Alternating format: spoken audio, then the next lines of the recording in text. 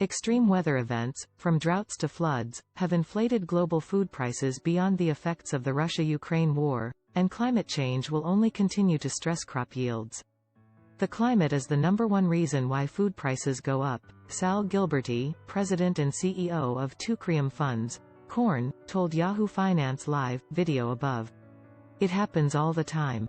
If you look at the last 6 or 7 times that global grains have risen, all but one, and that would be the Ukraine war, are caused by weather, and it's usually a drought. It's usually not enough rain. That's associated with heat. And we've seen that around the world. World food prices in June were 23% higher than the previous year, according to a UN agency report, though they did see a decline that month as farmers in the Northern Hemisphere brought in new harvests. The recovery from the COVID-19 pandemic, higher fertilizer costs, and higher energy prices stemming from Russia's invasion of Ukraine have all been contributing factors in 2022.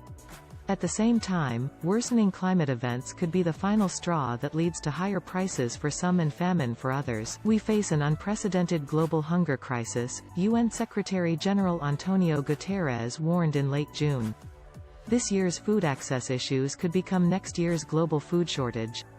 No country will be immune to the social and economic repercussions of such a catastrophe. Intense heat waves and droughts linked to climate change have spanned continents in recent months, challenging the global supply of raw ingredients. We saw a tremendous heat wave in India, which is often the world's top producer of wheat, Gilberty said.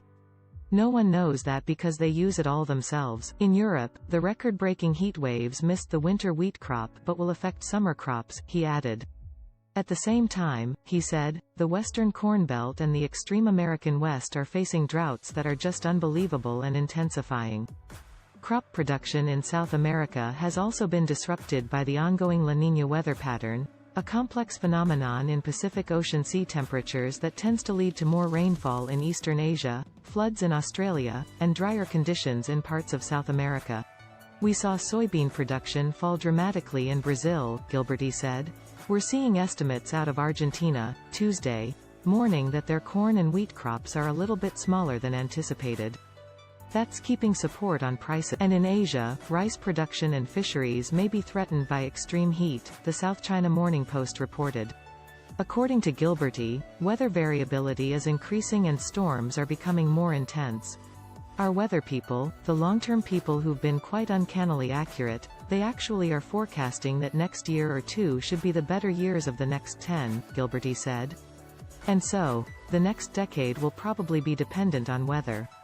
Crop production is always dependent on weather, and you've got to keep an eye on that. Grace is an assistant editor for Yahoo Finance.